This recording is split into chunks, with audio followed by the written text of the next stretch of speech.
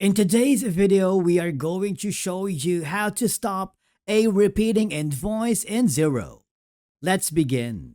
Now, the first thing that you need to do is log in using your credentials, and then on the dashboard, I want you to hover on the top menu and click the sales and click the invoices.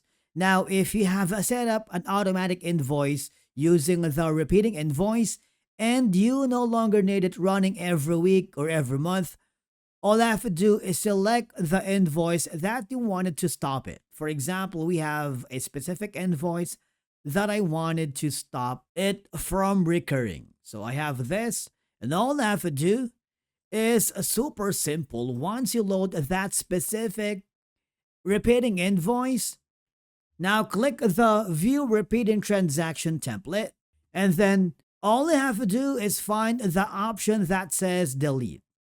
Don't worry, this won't delete any past invoices that were already sent. It only stops future invoices from being created.